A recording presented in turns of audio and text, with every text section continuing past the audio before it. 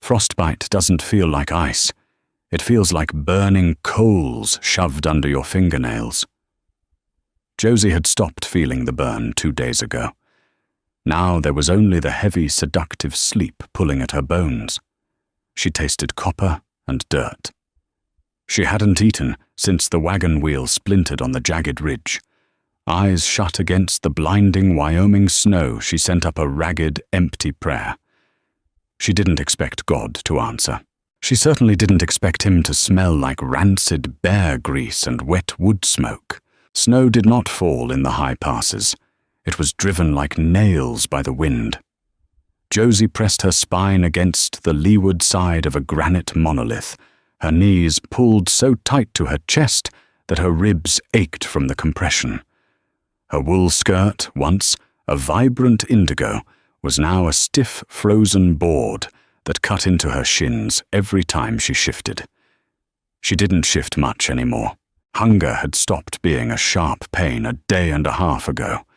At first, it had been a wild, clawing beast in her stomach, demanding sustenance, making her salivate at the memory of hardtack and salted pork. She had chewed the inside of her cheeks until they bled just to have something to swallow. Then she had moved on to the rawhide lace of her left boot. It tasted of mud and tanned leather, offering nothing but exhausted jaw muscles. Now the hunger was a vast, echoing cavern inside her torso. It was a hollow cold that radiated from the inside out, far worse than the biting wind. She breathed. In. Out. The air was so thin and frigid, it burned her lungs, tasting metallic. She watched the vapor of her breath whip away instantly into the whiteout. If I close my eyes, I'll die. The thought wasn't a panic. It was a dull, mathematical fact. She dragged her eyelids up. Her eyelashes were caked with ice, making the world a blurred, bright grey. She looked at her hands.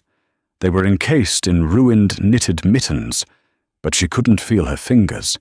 They were heavy, lifeless blocks of wood attached to her wrists.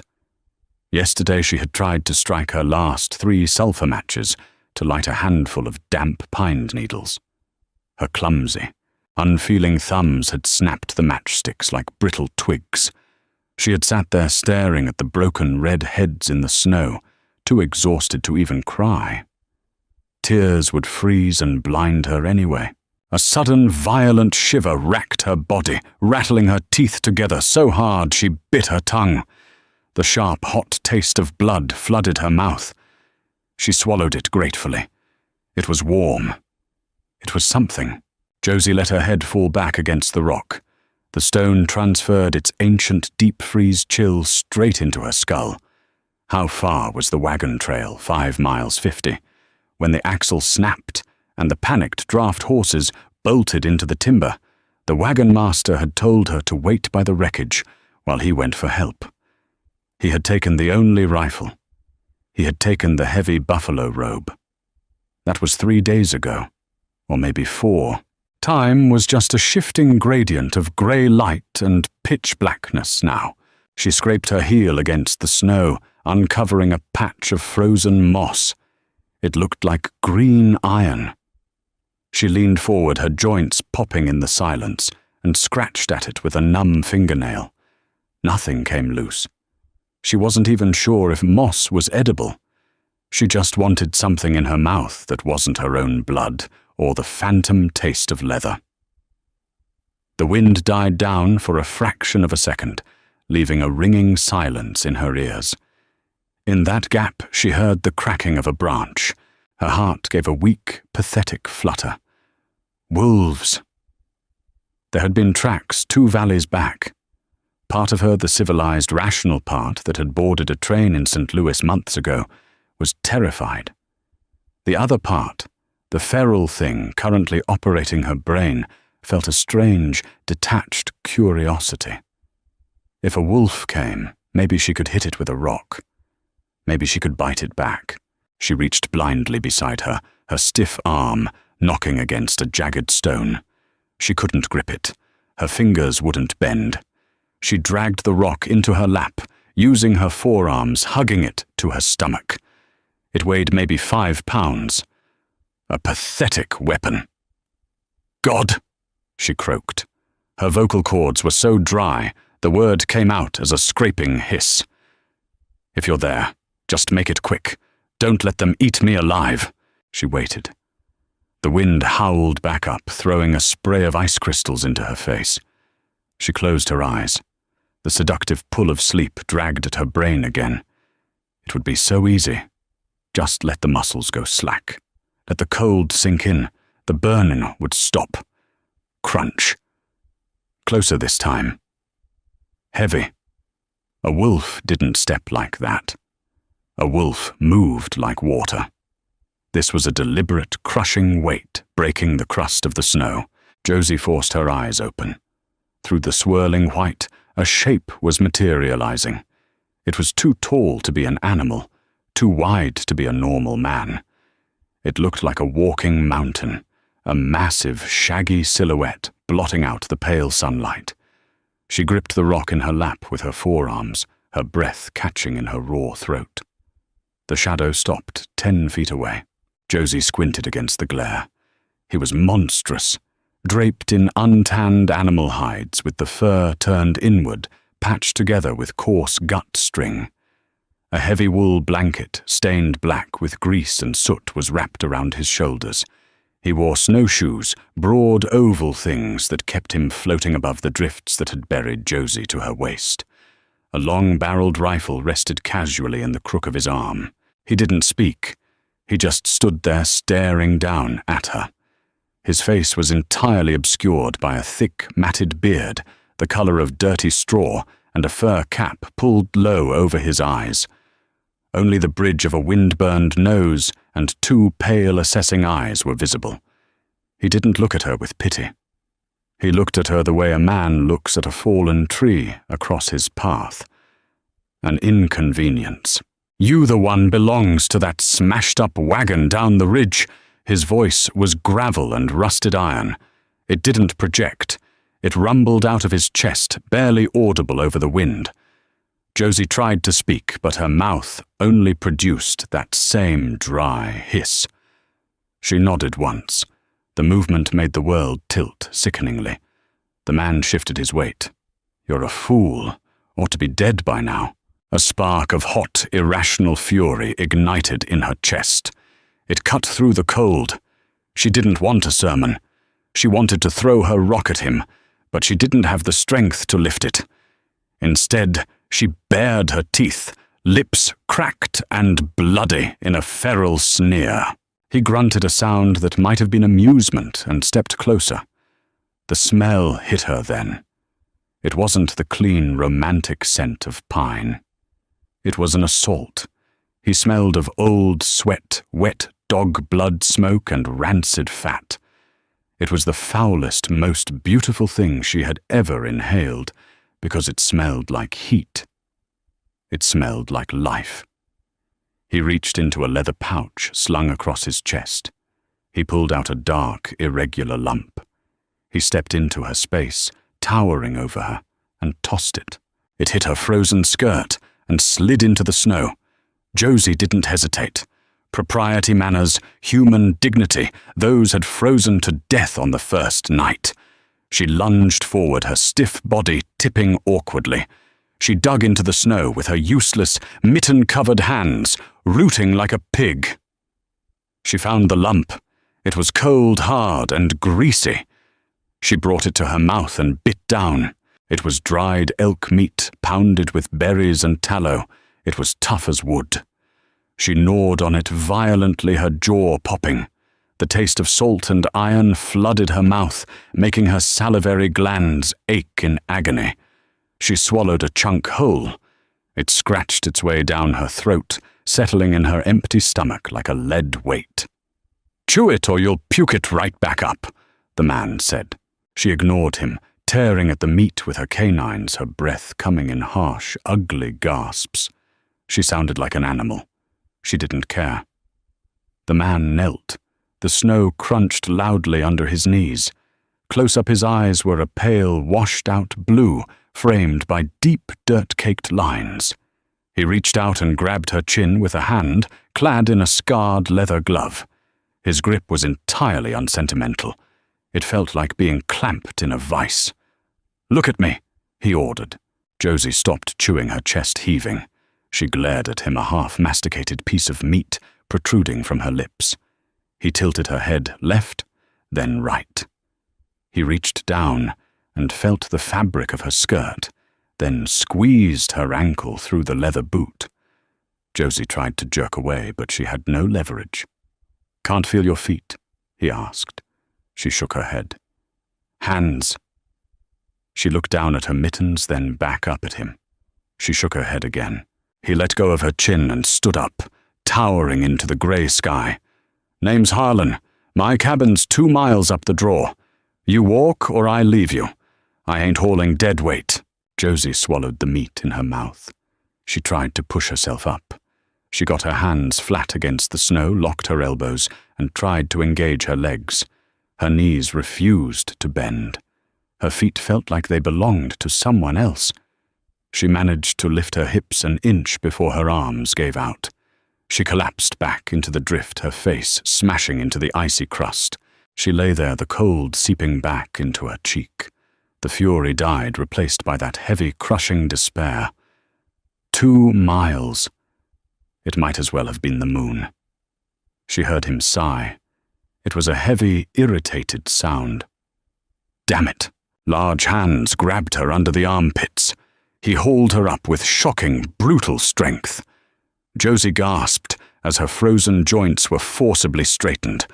Her legs dangled beneath her useless. Before she could process what was happening, he bent down, threw his shoulder into her stomach, and stood up, hoisting her into the air. The breath was knocked completely out of her lungs. She was slung over his shoulder like a freshly killed deer. Her head hung down his back, her face bouncing against the stiff, smelly hides of his coat. "Don't vomit on me," Harlan grunted, shifting her weight. Josie squeezed her eyes shut. The blood rushed to her head, making her dizzy. The elk meat sat heavy and painful in her gut. She didn't thank him. She just focused on the rhythmic, jarring thud of his boots crunching through the snow and the overwhelming, glorious heat radiating from his massive body. The journey was a blur of agonizing friction and nausea. Every time Harlan took a step, his shoulder dug into her ribs. Her frozen skirt scraped painfully against the back of his thighs. She lost consciousness twice, only to be jerked awake when he slipped on a hidden rock and jolted her spine. When he finally stopped, she didn't realize it until he dumped her. He didn't set her down gently.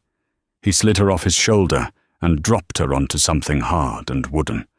Josie crumpled, groaning, as feeling in the form of sharp, stabbing needles began to prick at her hips and shoulders. She forced her eyes open. The light was dim-colored amber. It took her brain a moment to process the sensory shift. The wind wasn't screaming. It was muffled howling uselessly outside thick walls. She was on the floor of a cabin. It was small, heavily built, from unpeeled logs corked with mud and moss. It smelled overwhelmingly of wood ash, curing hides, and something faintly sour like old beer. In the center of the room, a massive stone hearth held a bed of glowing red coals. Harlan was already moving. He shrugged off his heavy snowshoes, kicking them into a corner. He shed the wet wool blanket and hung it over a rope strung across the ceiling. Underneath, he wore a stained flannel shirt and suspenders over heavy canvas trousers. He didn't look at her. He took a cast-iron kettle, shoved a handful of snow into it from a bucket by the door, and set it directly onto the coals. Josie lay on the floorboards, shaking violently. The change in temperature was sending her body into shock. The numbness in her extremities was receding, replaced by a deep, agonizing, burning sensation. It felt like fire ants were swarming under her skin, biting down on every nerve ending in her fingers and toes.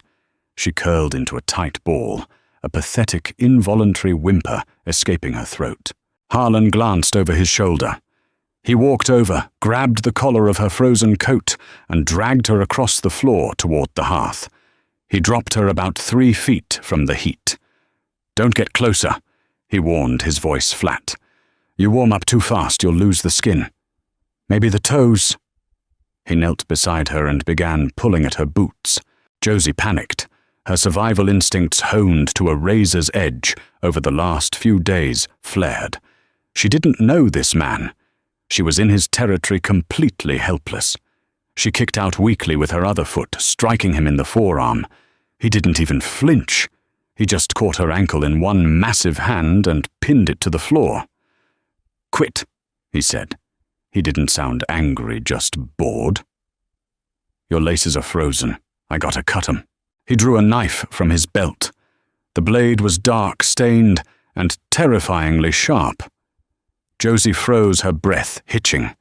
He slid the blade under the rawhide lace of her right boot and sliced upward. It parted with a quiet snick. He pried the stiff leather apart and pulled the boot off. Her woolen stocking was wet and stiff with ice. He peeled that off too. Josie stared at her foot. It was stark white, tinged with a sickly bruised purple around the heel and toes. It didn't look like her foot. It looked like a piece of dead meat. Harlan grunted, inspecting it. "Ain't black yet. You'll keep 'em. But it's gonna hurt like hell." He repeated the process on her left leg, then grabbed her ruined mittens and yanked them off. He tossed the wet garments into a pile away from the fire. The water in the kettle began to hiss. Harlan stood up, grabbed a tin cup from a crude wooden table, and poured the hot water over a pinch of dried leaves from a tin. He walked back to her and shoved the cup into her face. "Drink. Slow." Josie struggled to sit up. Her abdominal muscles screamed in protest. She reached out with her bare hands. They were shaking so badly she couldn't grip the tin. Harlan sighed, clamped a hand around hers to steady it, and guided the rim to her lips.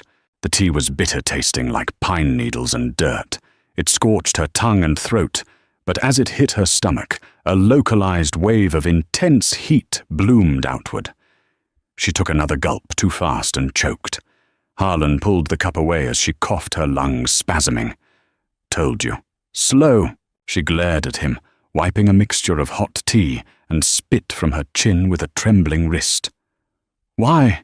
She rasped her voice, finally working, though it sounded like grinding stones. "Why did you bring me here?" Harlan looked down at her, his expression unreadable beneath the tangled beard. He walked over to the hearth, set the tin cup on a rock, and began feeding small sticks into the coals. "Bears are sleeping. Wolves are hunting lower ground," he said quietly, his back to her. "Gets quiet up here. I hate digging graves in the spring." It wasn't a comfort. It was a brutal, honest assessment of her worth. She was a chore he didn't want to deal with later.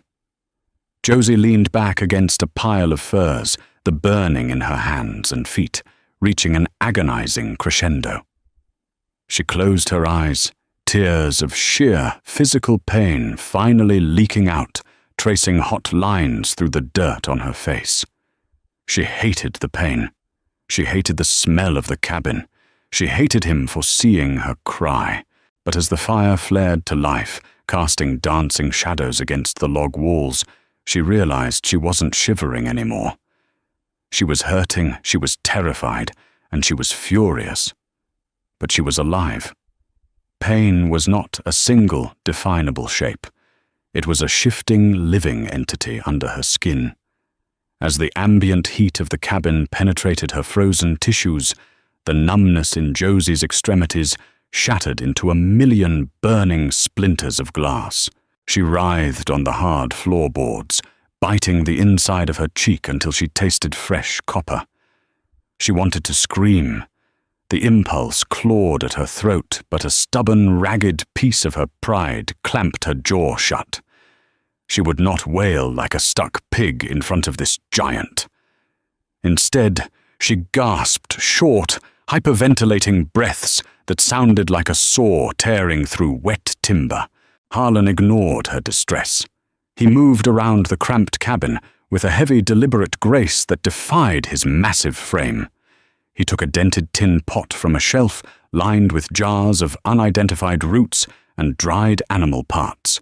From a greasy leather pouch, he scooped a dollop of something that looked like pale yellow lard, dropping it into the tin. He set it near the edge of the coals. The smell hit the air a moment later. It was pungent, eye-watering. Pine pitch, crushed sulfur, and rancid fat. "Take off the stockings," he ordered, not looking back. Josie cracked one eye open. The firelight danced mockingly across the rough-hewn ceiling logs. "I can't," she hissed. Her hands were curled into tight, useless claws against her chest. The joints felt as though they were filled with crushed gravel. Harlan turned. He looked at her curled, shivering form, his pale eyes entirely devoid of sympathy. He didn't sigh this time. He just walked over his heavy boots, shaking the floorboards, and knelt beside her. He didn't ask permission. He reached down and gripped the thick wool of her left stocking. It was sodden and stiffening again, away from the direct heat. He peeled it down. The friction of the wet wool, scraping over her hypersensitive skin, sent a jolt of pure white lightning up her leg. Josie gasped, her back arching. Her hand shot out instinctively, her stiff fingers batting uselessly at his solid forearm. "Stop, it burns." "It's supposed to." Harlan tossed the stocking aside and grabbed the right one. He stripped it off with the same brutal efficiency. "If it didn't burn, I'd be fetching the bone saw. Be glad it hurts." He reached for the tin pot. The mixture had melted into a thick, bubbling sludge. He dipped 2 fingers into the hot grease. He didn't test the temperature. He just grabbed her left heel with his other hand and smeared the hot, foul-smelling paste directly over her bruised, swollen toes. Josie threw her head back, a strangled cry finally breaking past her lips. It felt like he was basting her in boiling acid. The pitch stung her raw skin, while the heavy fat trapped the heat against her freezing flesh. "Breathe," he grunted. He massaged the grease into her foot with rough, calloused thumbs. His hands were huge, the skin like cured saddle leather, catching on the delicate arch of her foot. It was the most intimate touch she had experienced in years, and it was entirely clinical, stripped of any tenderness. "You're killing me," she sobbed, the cynical armor she wore finally cracking under the sheer physiological overload. "I'm keeping the blood moving." He dipped his fingers again and moved to her right foot. "You let it pool, the tissue dies. Then it rots. Then you die. Smells worse than this salve." He worked the grease into her skin for 10 agonizing minutes. Josie squeezed her eyes shut, digging her fingernails into the palms of her hands until crescent moon bruises formed. She focused on the smell of his coat, that pungent mix of wood smoke and old sweat. It grounded her. It was something real, something outside her own suffering. When he finally stopped, he wiped his greasy hands on his canvas trousers. He stood, grabbed a heavy moth-eaten buffalo hide from a nearby cot, and threw it over her lower half. The weight of the hide was suffocating, pressing down on her throbbing feet, but within seconds, a deep, radiating warmth began to penetrate her bones. "Keep 'em elevated," he said, kicking a rolled-up canvas sack under her ankles. Josie didn't answer. She lay there panting, exhausted to her marrow. She watched him walk back to the hearth through half-lidded eyes. He took a cast-iron skillet, dropped in a chunk of salted pork, and set it on the coals. The fat began to sizzle instantly, filling the cabin with a rich, savory smoke that made Josie's empty stomach clench violently. She swallowed hard. "Who are you?" she rasped. Harlan poked the pork with a long iron fork. "Told you. Harlan. Just Harlan. No last name. Ain't needed one in 5 years. He flipped the meat. "Who's looking for you?" Josie flinched. The question was too sharp, too observant. No one. I was on the wagon train to Oregon. The axle broke. Caleb the wagon master went for help. Caleb's a fool or a coward, Harlan said flatly. You don't leave a woman with no fire and no gun in a whiteout. Not unless you ain't planning on coming back. The truth of it hung in the hot, greasy air. Josie closed her eyes. She had known it deep down when Caleb had taken the only buffalo robe, but hearing this giant, unwashed stranger say it aloud made it terribly, uncomfortably real. Time lost its rigid structure. It became a liquid thing, measured only by the dimming and brightening of the amber light filtering through the cabin's single greasepaper window and the gnawing demands of Josie's recovering stomach. The storm raged outside for 3 solid days. The wind battered the log walls like a physical entity, shrieking down the stone chimney and making the fire spit angry red sparks onto the hearth. Inside the cabin was a pressurized capsule of heat smells and agonizing claustrophobia. Josie learned the geography of the room by staring at it from her pallet on the floor. It was exactly 14 paces across, she knew, because she watched Harlan pace it when the cabin fever made him restless. There was the iron stove used for heating water, the massive hearth for cooking a rickety table piled with animal traps and tools, and his cot in the corner, neatly made with a wool blanket. A repeating rifle leaned against the doorframe, oiled and menacing. Hanging from the rafters were bundles of dried herbs, strips of jerky, and a terrifying array of steel leg-hold traps that clinked softly when the wind shook the roof. She also learned the geography of the man. Harlan was not a mindless brute. He operated on a strict, silent routine. He woke before the grey light hit the window. He stoked the fire, boiled water, and drank his bitter pine tea. Then he sat at the table and repaired his gear. He didn't speak to her unless necessary. He brought her tin plates of beans and tough, salty meat. He refilled her water cup. He checked her feet every evening, his face an unreadable mask, as he peeled back the buffalo hide and inspected the bruised, peeling skin. Josie hated the silence. In St. Louis, silence meant someone was angry. Silence was a weapon used in drawing rooms and parlors. Here, silence was just the default state of existence. On the 4th morning, the wind finally dropped to a low moan. Harlan was at the table running a whetstone over a skinning knife. The rhythmic shh scraped at Josie's nerves. She pushed herself up on her elbows. Her arms trembled weak from days of lying flat, but the blinding pain in her joints had subsided to a dull, manageable ache. She looked down at herself. Her indigo skirt was stained black with soot and dirt. Her hands were grimed with ash and the remnants of the foul-smelling salve. She felt disgusting. "I need to wash," she said. Her voice was louder than she intended in the quiet cabin. Harlan didn't stop sharpening the knife. "Snow's outside. Water's in the bucket." Josie glared at his broad back. "I can't walk to the bucket." "Then you don't wash." The blunt refusal sparked a flare of genuine hot anger in her chest. It felt good. It felt much better than fear or gratitude. She threw the buffalo hide off her legs. She was going to stand up. She was going to walk to that bucket, and she was going to scrub the smell of this wretched cabin off her skin. She swung her legs around, setting her bare feet on the cold floorboards. The soles of her feet throbbed in protest, the skin tight and fragile. She gripped the edge of the wooden cot next to her pallet and pushed. Her legs straightened. For a fraction of a second, she felt a surge of triumph. Then her knees simply gave way. The muscles, atrophied and battered by the cold, refused to hold her weight.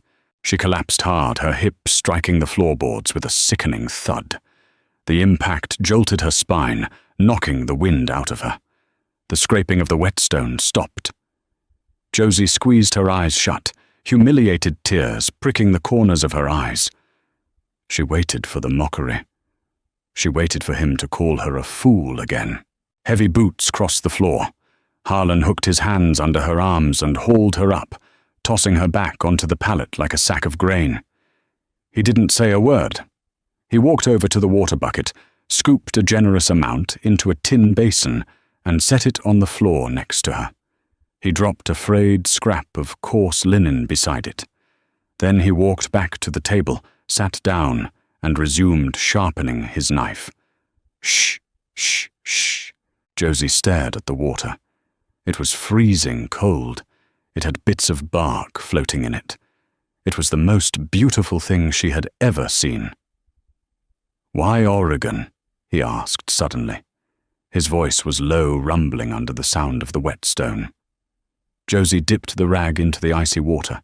She scrubbed her face, shivering, as the cold bit into her pores, wiping away layers of soot and dried tears. "My sister. She has a claim near the Willamette. Her husband died of cholera. She needed help. You don't look like a farmer." "I was a seamstress," she snapped, scrubbing furiously at her hands. "I can sew a straight seam. I can learn to plant a seed." Harlan paused. He turned his head, fixing those pale, assessing eyes on her. "You run from something in Missouri City, girl." Josie froze, the wet rag clutched in her fist. The water dripped onto her ruined skirt. She thought of the tailor shop in St. Louis. She thought of Mr. Abernathy with his soft hands and his insistence that she owe him for her apprenticeship. She thought of the heavy iron scissors she had driven into his shoulder when he cornered her in the stockroom. She hadn't waited to see if he lived. She had bought a ticket on the first train west. "I was running toward something," she lied, her voice flat and hard. Harlan stared at her for a long moment. He didn't press. He just turned back to his knife. "Don't matter now. Pass is blocked till the spring thaw. You're stuck here." The finality of his words hung in the air heavier than the smoke. Spring was 4 months away. 4 months in a 14-pace box with a giant who smelled like a bear. Josie looked down at her bruised, trembling hands. She had survived the freezing out there. Now she had to survive the thaw in here. The fever crept in like a thief in the night. Josie woke to a profound, bone-deep shuddering. The cabin was sweltering. Harlan had stoked the fire to a roar before sleeping, but she felt as though she had been plunged back into the Wyoming blizzard. Her teeth chattered so violently, her jaw ached. She pulled the heavy buffalo hide up to her chin, burying her face in the coarse fur, but the cold was radiating from inside her. She tried to call out, but her throat was completely dry. Her tongue felt like a piece of swollen felt. Across the room, the rhythmic, heavy breathing from Harlan's cot suddenly stopped. Mountain men, Josie realized in her hazy state, did not sleep like normal people. They slept like wolves, listening even in their dreams. She heard the creak of rope hinges, the soft thud of bare feet on the floorboards. A moment later, Harlan loomed over her. He struck a match against his thumbnail, lighting a tallow candle. The yellow light threw monstrous, dancing shadows across his bearded face. He didn't ask what was wrong. He placed a massive, calloused palm flat against her forehead. His hand was rough-smelling, faintly of the gun oil he had used earlier. "Burning up," he muttered. He pulled the buffalo hide back. Josie whimpered, curling into a tight ball, as the cabin air hit her sweat-soaked clothes. Her indigo skirt, already ruined, clung to her legs like a cold, wet shroud. "Leave it," she gasped, trying to pull the hide back. Her fingers were weak, slipping off the heavy fur. "You're soaking wet. You'll freeze yourself from the inside out." His hands were on her. There was no hesitation, no modesty, and no apology. He gripped the hem of her heavy wool skirt and pulled. Panic, sharp and blinding, cut through the fever haze. The memory of Mr. Abernathy's soft, grasping hands in the dim stockroom flashed violently in her mind. She lashed out. She kicked her bare foot, connecting weakly with Harlan's knee. She swung her fists, catching him, a glancing blow on the cheekbone. "Don't touch me!" She screamed, her voice a ragged, terrified croak. "Get off me!" Harlan didn't flinch. He didn't get angry. He simply caught both of her wrists in one of his massive hands and pinned them to the floor above her head. The grip was immovable, absolute iron, yet surprisingly careful not to crush her fragile bones. "Stop fighting," he said, his voice dropping an octave, carrying an absolute, unyielding authority. "You got infection setting into the tissue damage. Your clothes are soaked in sweat. I leave them on you, the fever spikes, and you die. Now hold still." Josie stared up at him. His pale eyes caught the candlelight. There was no lust in them. There was no malice. There was only a grim, exhausted pragmatism. He was doing a chore. The fight drained out of her, leaving only a hollow, vibrating exhaustion. She let her head fall back against the pallet, tears of sheer helplessness rolling down her hot cheeks. Harlan released her wrists. He worked quickly and efficiently. He unbuttoned the side of her skirt and pulled it down over her hips, leaving her in her cotton bloomers and her high-collared blouse. He didn't linger. He didn't look at her body. He treated her with the exact same detached care he used when oiling his rifle or skinning a rabbit.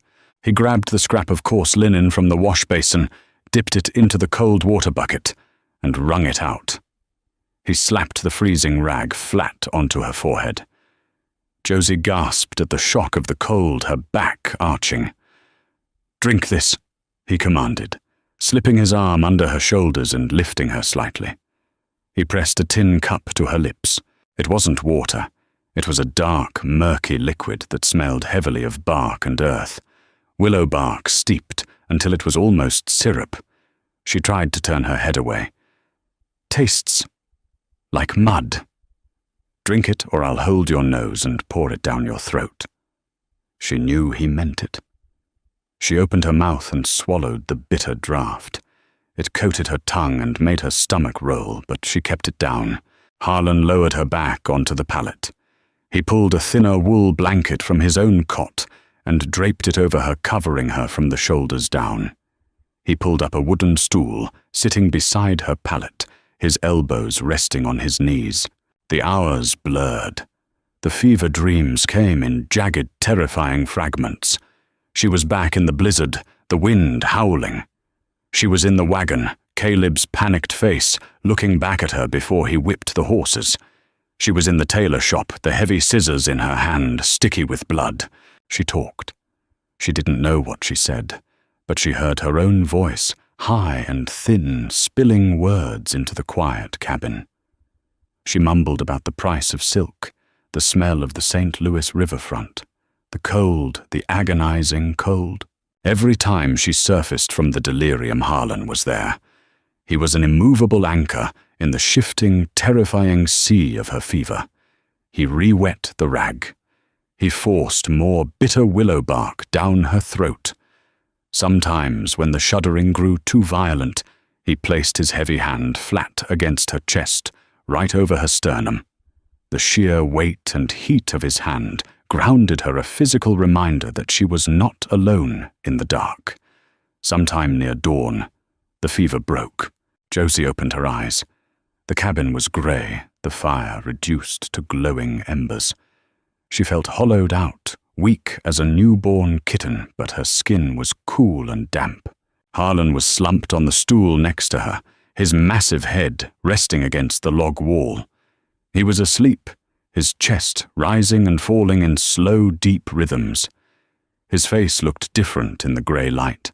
The harsh lines of his forehead were smoothed out. The tangles of his dirty blonde beard couldn't hide the deep, exhausted shadows under his eyes. Josie lay perfectly still. She looked at the man who had dragged her from the snow, stripped her forced medicine down her throat, and listened to her fevered ramblings all night. He was crude, he was blunt, and he smelled like rancid fat and wood smoke. She reached out her hand, trembling violently. She didn't touch him. She just hovered her fingers an inch from his scarred, resting hand, feeling the heat radiating from his skin. For the first time since she had boarded the train in Missouri, Josie felt something that frightened her more than the cold or the wolves. She felt safe. January bled into February with agonizing slowness. The cabin, once a sanctuary of life-saving heat, mutated into a 14-pace wooden cage. It smelled of stale grease, unwashed wool, and the bitter tang of wood ash. Josie's body healed. Her feet, once bruised and purple, faded to a sensitive mottled pink. The skin peeled away in thick, dead sheets, leaving raw, tender flesh beneath. Harlan had thrown a pair of heavy, brain-tanned moccasins at her one morning. They were far too large, meant for a man, but she stuffed the toes with dry moss and wore them over 3 pairs of his spare wool socks. She could walk again. That was the problem. She could walk, but she had nowhere to go. The snow drifts outside the heavy timber door were piled 9 feet high, completely burying the southern wall of the cabin. To step outside to use the crude latrine trench Harlan had dug in the snowpack was an exercise in freezing misery. The rest of her time was spent inside, navigating the suffocating proximity of a man who spoke less than the iron stove. They developed a choreography of avoidance. When Harlan stood to stoke the fire, Josie retreated to her pallet. When Josie sat at the rickety table to mend her ruined skirt with a bone needle and deer sinew, Harlan sat on his cot, methodically oiling his rifle or sharpening his skinning knives. The silence between them wasn't empty. It was thick, heavy, and pressurized. It was the silence of 2 feral animals, trapped in the same pit, calculating the threat of the other. One Tuesday, she thought it was Tuesday, though time had dissolved into a meaningless grey sludge, the silence finally snapped. Josie was at the table. She had been picking at the same stubborn knot in her heavy sewing thread for 10 minutes. Her fingertips were calloused now, rough and dirty, but her hands still lacked the brutal strength required to force the bone needle through 3 layers of folded canvas she was using to patch her skirt. The needle slipped, the dull end driving hard under her thumbnail. "Damn it!" she hissed, shoving the heavy fabric away. It slid off the table and landed in the dust near Harlan's boots. Harlan was sitting by the hearth, melting down lead in a tiny iron crucible to cast bullets. He didn't flinch at her outburst. He merely looked down at the indigo fabric pooling near his feet, then back up at the glowing coals. "Pick it up," she snapped. It was a stupid, petty demand, born entirely of cabin fever and a desperate need to make him react. He didn't look at her. He used a pair of iron tongs to lift the crucible. "Your mess. You pick it up." "I am sick to death of looking at your back," Josie said, her voice rising, shaking with a sudden irrational fury. "I am sick of the smell of this place. I am sick of the quiet. Talk to me or yell at me. Do something other than stare at that fire like a dead man." Harlan carefully poured the molten lead into a brass mold. The metal hissed sharply. He set the crucible down, placed the tongs on the stone hearth, and slowly turned his head. His pale blue eyes were flat, devoid of the irritation she was trying to provoke. "You want me to talk, city girl?" he rumbled. "Fine. Let's talk about the way you flinch every time I walk past you. Let's talk about how you sleep with that little paring knife hidden under your blanket." Josie's breath hitched. She froze, her hands flattening on the rough wood of the table. She thought she had been clever. She thought he hadn't noticed the knife she had stolen from the drying rack 3 weeks ago. Harlan stood up. He uncoiled his massive frame, suddenly filling the cramped space, casting a looming shadow that swallowed her entirely. He walked toward the table. Josie's pulse hammered against her ribs, a frantic, trapped bird rhythm. She didn't reach for the knife. She just stared at him, her chin jutting out in a fragile display of defiance. He stopped a foot away. He smelled heavily of sulfur, hot metal, and old sweat.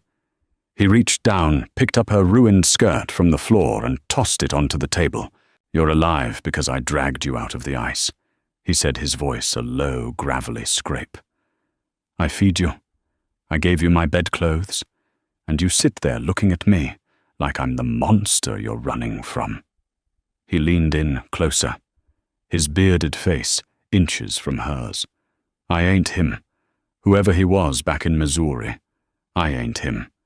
So stop pointing your fear at me just because I'm the only thing in the room." He turned his back on her, walked to his cot, grabbed his heavy buffalo coat, and threw it over his shoulders. He snatched his rifle from the corner, unlatched the heavy timber door, and shoved it open.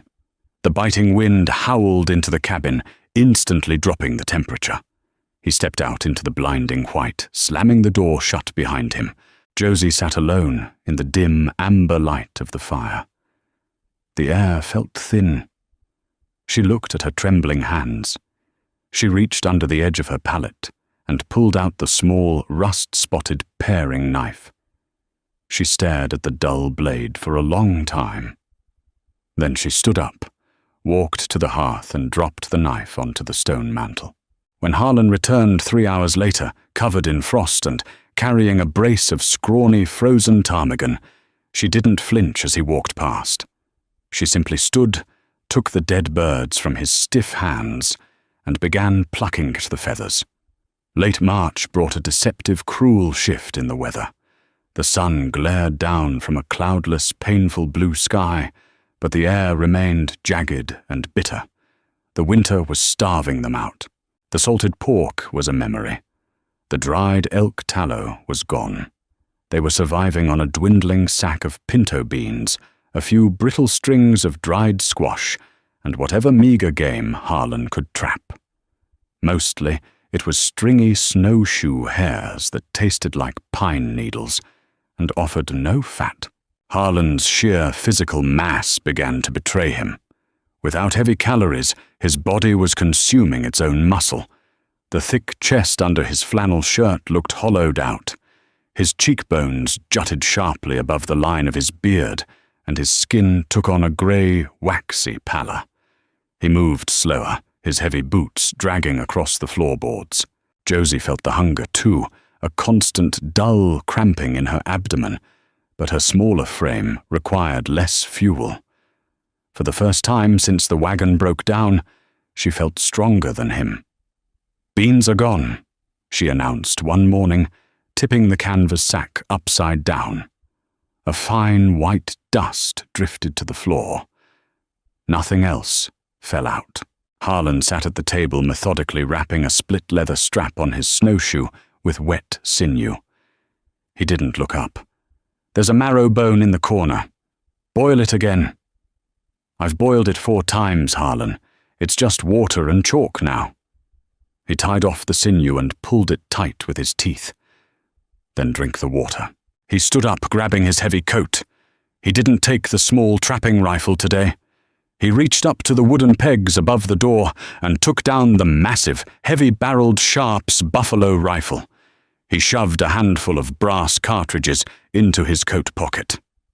Panic, cold and sharp, spiked in Josie's chest. "Where are you going?"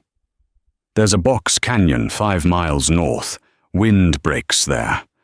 Sometimes the mule deer yard up in the deep snow. 5 miles. Josie stepped into his path. "You can barely walk across the room without losing your breath. You're too weak to haul a deer back, even if you shoot one." He looked down at her. His eyes were bloodshot, the skin around them bruised dark purple from exhaustion. "We don't eat today, we don't wake up next week. I'll be back by dark." He stepped around her, opened the door, and vanished into the blinding glare of the snow. Josie spent the day in an agony of restless motion. She scrubbed the cast-iron skillet with sand until her knuckles bled. She restacked the firewood. She swept the dirt floor with a pine bough broom. Every few minutes, she stopped and listened to the wind, praying to hear the deep, booming crack of the Sharps rifle. She heard nothing. The sun dipped behind the jagged western ridge, plunging the valley into a sudden deep freeze. The temperature plummeted. The grey light inside the cabin turned to pitch black. He didn't come back. By midnight, Josie was pacing the floorboards, a heavy wool blanket wrapped tight around her shoulders. The wind had picked up, howling down the chimney, blowing smoke back into the room.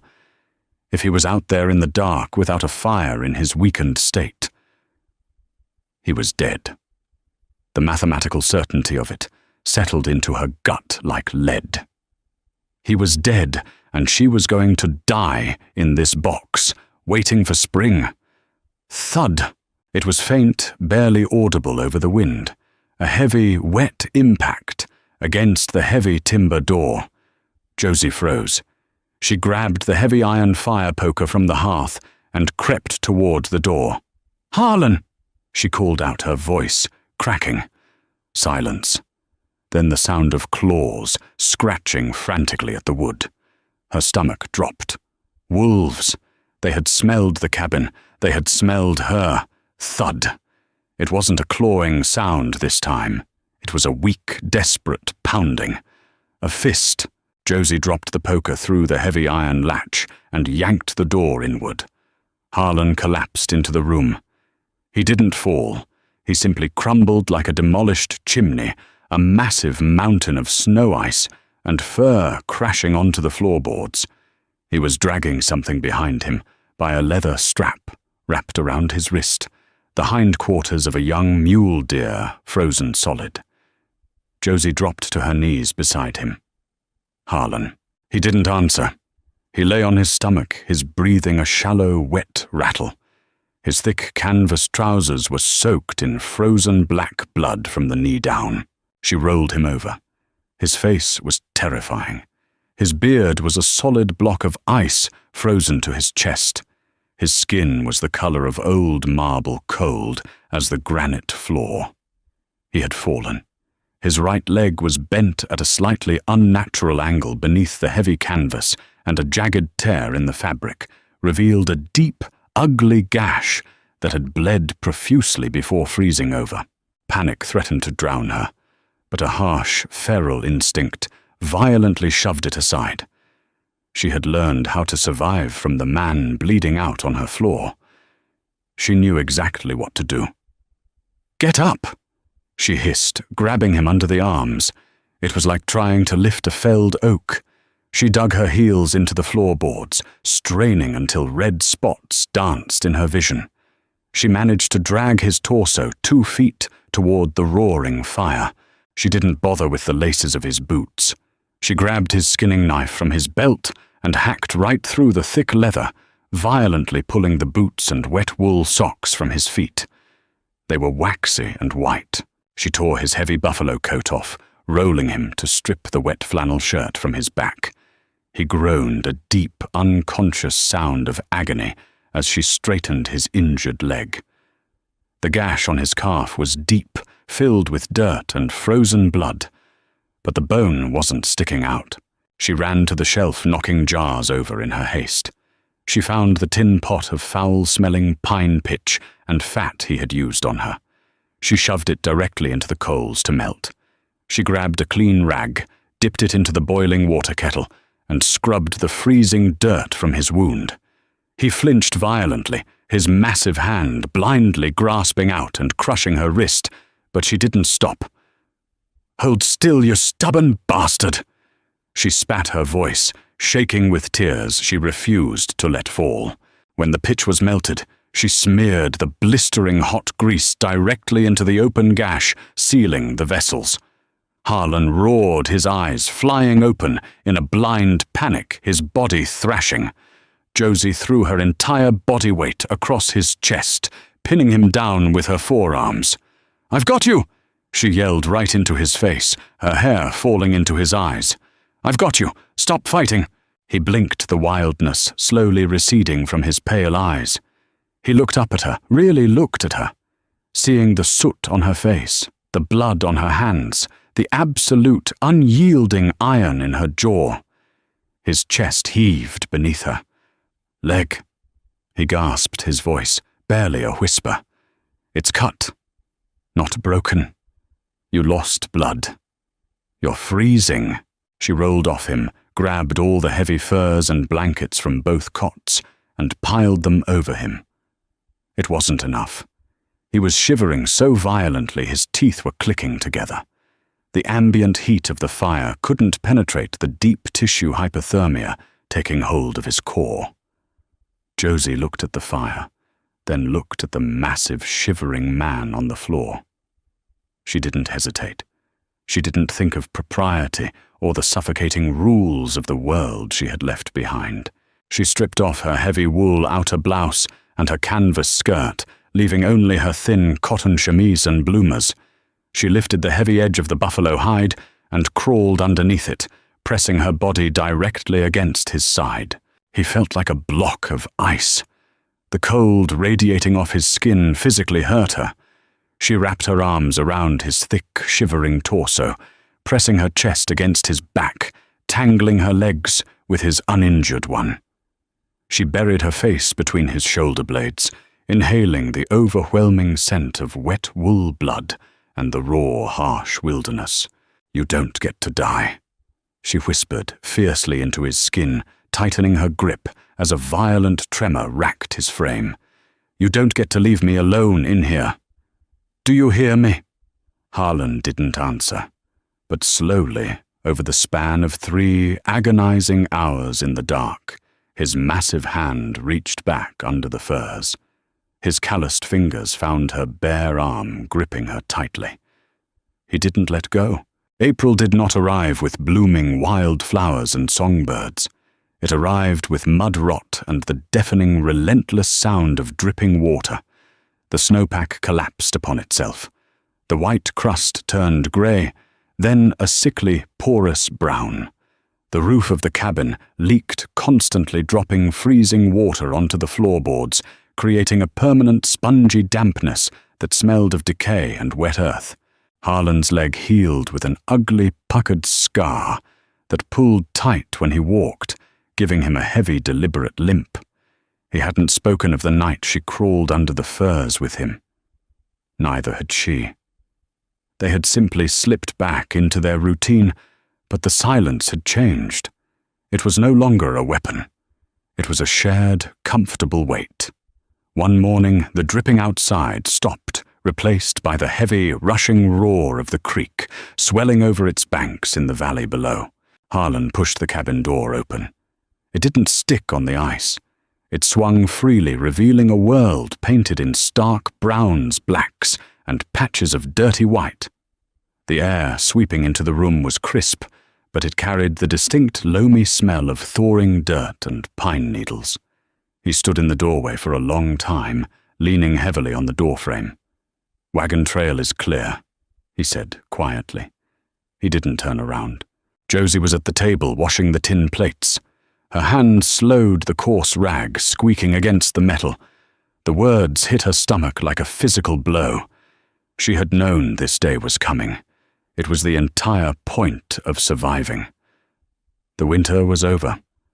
The imprisonment was over. "The mud will be deep," she said, her voice sounding entirely normal, betraying none of the sudden panic constricting her throat.